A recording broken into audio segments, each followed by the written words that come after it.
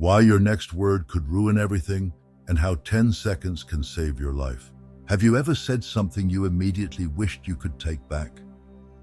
Or watched a conversation spiral out of control because someone couldn't stop talking? What if I told you that ancient philosophers discovered the secret to transforming your relationships and opportunities through something surprisingly simple: mastering when to speak and when to stay silent? In today's video, we explore how words shape our realities and why silence might be your most underrated superpower. Words aren't just communication tools. They're forces that can build bridges or burn them, open doors or slam them shut.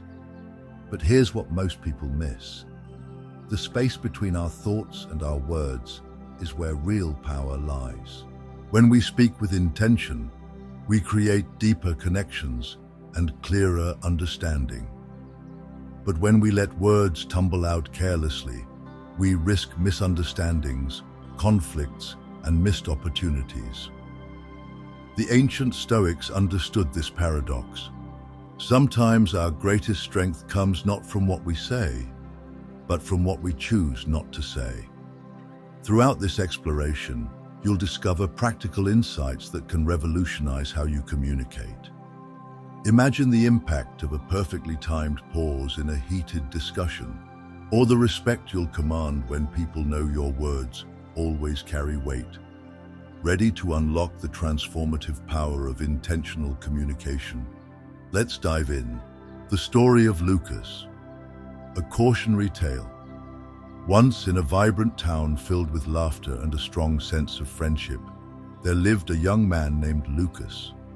He was known for his charisma and charm, often finding himself at the center of attention in social gatherings. Lucas had a way with words. He could easily captivate an audience, making them laugh and feel at ease. However, this gift also came with a significant flaw. Lucas often spoke without thinking, allowing impulsive comments to slip from his lips without considering their impact. At first, his friends and the people who knew him casually found his honesty refreshing. They appreciated his truthfulness and the humor he brought to conversations. But as time went on, Lucas's thoughtless remarks began to take a toll on his relationships.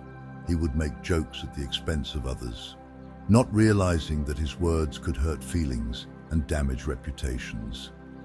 One evening, during a gathering at a local bar, Lucas made a careless comment about a friend's recent struggles. He thought it was a harmless joke, but the laughter quickly faded into an uncomfortable silence. The hurt in his friend's eyes was unmistakable, and the mood in the room changed instantly. In the days that followed, Lucas noticed a change in how people interacted with him. Friends began to distance themselves, and whispers of his thoughtlessness circulated through the community. The very charm that once drew people to him now felt like a burden. Lucas found himself alone, grappling with the consequences of his impulsive speech. He had lost the trust and respect of those he cared about, and the vibrant social life he once enjoyed had crumbled around him. This period of isolation forced Lucas to reflect deeply on his actions. He began to understand the weight of his words and the power they held. Each careless comment had not only affected his relationships, but had also painted a picture of who he was in the eyes of others. The realization hit him hard. Words, once spoken, cannot be taken back. They linger in the minds of those who hear them, shaping perceptions and feelings long after the moment has passed. As Lucas navigated this difficult chapter of his life, he encountered a turning point that would change everything. One day, while sitting in a quiet park, he observed a group of people engaged in a deep conversation. They were listening intently to one another, pausing thoughtfully before responding. The atmosphere was filled with a sense of respect and understanding that Lucas had not experienced in a long time. It struck him how powerful silence could be, how it allowed for reflection, consideration, and genuine connection. In that moment, Lucas made a conscious decision to embrace silence as a tool for transformation. He realized that speaking less could lead to speaking more meaningfully. He began to practice the art of listening, allowing others to express themselves fully before he chimed in. This shift not only improved his relationships, but also helped him regain the trust he had lost. People began to appreciate his newfound ability to engage thoughtfully, and slowly, the walls he had built around himself began to crumble.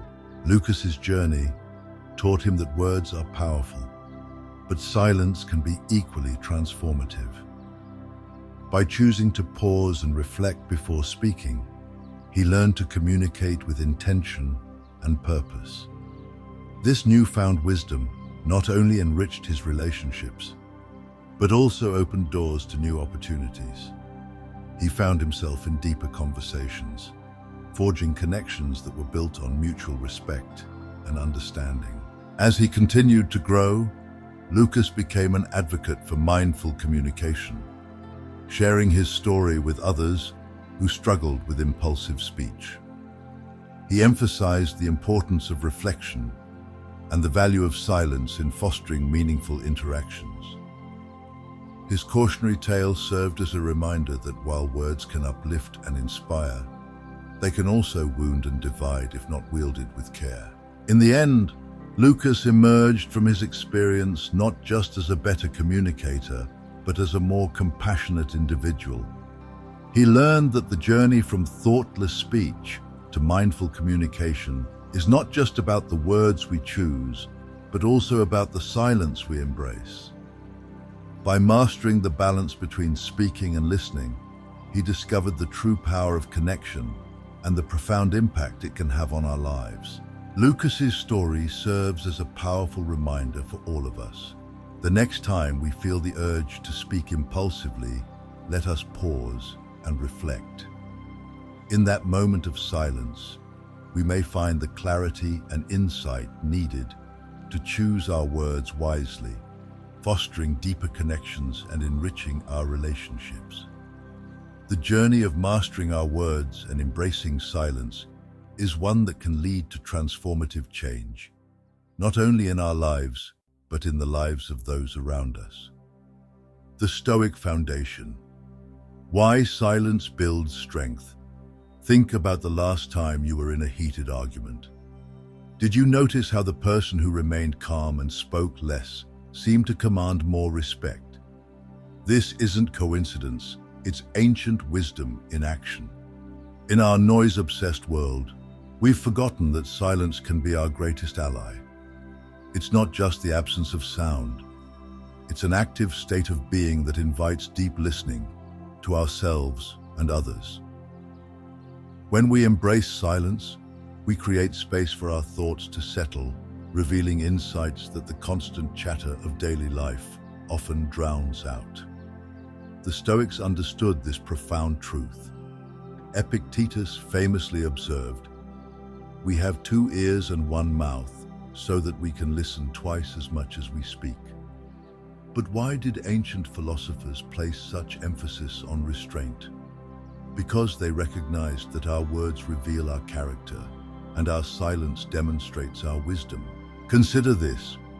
In moments of silence, we can assess our feelings, evaluate our thoughts, and choose responses that align with our values rather than our impulses. This self-awareness becomes the foundation of emotional mastery. When you pause before speaking, you're not just being polite. You're exercising the same discipline that helped Marcus Aurelius lead an empire and Seneca navigate the complexities of Roman politics. Stoicism teaches us to focus on what we control, our thoughts, actions, and responses. Your words fall squarely within this circle of influence, but only when you create space between stimulus and response. That space is silence, and within it lies your power to choose. But how do you cultivate this strength in practical terms? Start small. In your next conversation, resist the urge to fill every pause. When someone asks your opinion, count to 3 before responding. Notice how this brief moment of reflection changes not just what you say, but how others perceive your words. The strength that comes from valuing silence isn't about withdrawal. It's about empowerment. When you master the art of strategic silence, you reclaim agency in your conversations. Your words carry more weight because people know they're carefully chosen. You command respect, not through volume, but through intention. Remember, silence isn't a void to be feared. It's a space to be cherished, a powerful ally in your journey towards self-mastery and meaningful connection. Controlling speech, the art of the pause. What if 3 seconds could change your entire day? What if that brief pause before responding could save a friendship, prevent a conflict, or open an opportunity you never saw coming? Controlling our speech isn't about becoming a robot. It's about becoming more human. When we pause before responding, we're honoring both ourselves and the person we're speaking with. We're saying, this conversation matters enough for me to think before I speak. Here's the fascinating part. Research shows that impulsive speech activates our brain's fight or flight response. In those moments, we're literally thinking with our emotional brain rather than our rational mind.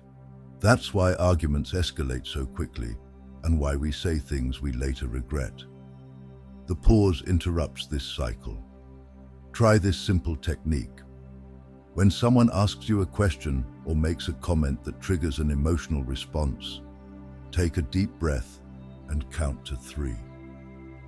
In those 3 seconds, ask yourself, what do I really want to communicate here? This isn't about censoring yourself, it's about ensuring your words reflect your intentions. But what about those moments when emotions run high? When you feel that familiar surge of anger or frustration, that's actually your cue to pause even longer. Step away if needed. There's profound strength in saying, let me think about that and get back to you. People respect thoughtfulness, even when, especially when, emotions are involved. The goal isn't perfection, it's progress. Every time you choose reflection over reaction, you're rewiring your brain for better communication. You're building what the Stoics called emotional mastery, the ability to feel your emotions without being controlled by them. Start practicing this week. Notice your triggers. Pay attention to the moments when you usually speak without thinking. Those are your growth opportunities. Each pause you take is an investment in better relationships, clearer communication, and personal growth. The power of listening, your secret weapon. When was the last time someone truly listened to you? I mean really listened. Not just waited for their turn to speak, but gave you their complete attention? How did that feel? Powerful, right? That's the gift you can give others. And here's the secret. It's also the gift you give yourself. Active listening is like a superpower that most people never develop. While everyone else is thinking about what they'll say next, you're actually hearing what's being said. This gives you insights others miss, helps you respond more effectively, and builds deeper connections than you ever thought possible. But here's what most people get wrong about listening. They think it's passive. Real listening is intensely active. It requires your full presence, genuine curiosity, and the discipline to resist formulating responses while someone is speaking. Want to transform your relationship starting today? Try reflective listening. After someone shares something important, paraphrase what you heard. What I'm hearing is that you felt overlooked in that meeting. Is that right? This simple technique does 2 powerful things. It confirms you understood correctly, and it shows the speaker that their words mattered enough for you to process them carefully. Here's another game changer. Ask questions that invite elaboration rather than simple yes or no answers. Instead of, "Did you enjoy the presentation?" try, "What resonated most with you about the presentation?" Notice how the second question opens doors while the first one closes them. The benefits extend far beyond better relationships. When you truly listen, you learn things that give you advantages in negotiations, help you solve problems more creatively, and position you as someone others trust with important information. People want to work with good listeners. They want to confide in them, collaborate with them, and promote them. But perhaps most importantly, listening helps you understand yourself better. When you're not constantly preparing your next comment, you can actually observe your own reactions to what others are saying. This self-awareness is the foundation of emotional intelligence and personal growth. Learning to say no, protecting your most valuable resource. What would your life look like if you only said yes to things that truly mattered to you? What if every commitment you made aligned with your values and supported your most important goals? The inability to say no might be quietly destroying your life. Every yes to something unimportant is a no to something that could be transformative. Every commitment that drains your energy is energy stolen from your priorities, your family, your health, or your dreams. But here's why saying no feels so difficult. We're wired to seek approval and avoid disappointing others. We fear missing out or being seen as unhelpful. The irony? When we overcommit, we often disappoint people anyway because we're spread too thin to do anything well. Learning to say no isn't selfish, it's strategic. It's recognizing that your time and energy are finite resources that should be invested wisely. When you protect these resources, you can show up fully for the commitments that truly matter. Here's a practical approach. Before saying yes to any request, ask yourself 3 questions. Does this align with my priorities? Do I have the bandwidth to do this well? Will this energize or drain me? If you can't answer yes to at least 2 of these questions, your answer should probably be no. But how do you actually say no without feeling guilty? Start with gratitude. Thank you for thinking of me. Then be direct but kind. I won't be able to take this on right now. If appropriate, offer an alternative. I can't help with the project, but I know someone who might be perfect for it. Remember, you don't owe anyone a detailed explanation for your no. "I have other commitments I need to focus on" is a complete answer. The more you explain, the more you invite negotiation or guilt. Here's the surprising result. When you become more selective about your yeses, people actually respect you more. They know that when you do commit, you'll be fully present and engaged. Your yes becomes more valuable because it's not given lightly. Breaking the complaining habit. From problems to solutions. How much of your daily conversation revolves around problems rather than solutions? How often do you find yourself venting about the same issues without taking action to change them? Complaining is like quicksand for personal growth. The more you do it, the deeper you sink into negativity. Your brain literally rewires itself to focus on problems rather than possibilities. Worse yet, chronic complaining doesn't just affect you. It creates a negative atmosphere that pushes away the very people who could help you most. But here's the shift that changes everything. Instead of asking, "Why is this happening to me?" start asking, "What can I learn from this?" Or, "How can I make this better?" This simple reframe transforms you from a victim of circumstances into an agent of change. Try this practical approach. Give yourself a 5-minute complaining limit each day. Set a timer, vent about whatever's bothering you, and when it goes off, shift your focus to solutions. What would need to change to improve this situation? What's one small step you could take today? Another powerful technique. Replace complaints with requests. Instead of, "The kitchen is always a mess," try, "Could we create a system for keeping the kitchen clean?" Instead of, "My workload is impossible," try, "Can we discuss priorities and deadlines?" See how the second approach opens doors, while the first one just vents frustration. The goal isn't to suppress legitimate concerns. It's to express them in ways that lead to action rather than stagnation.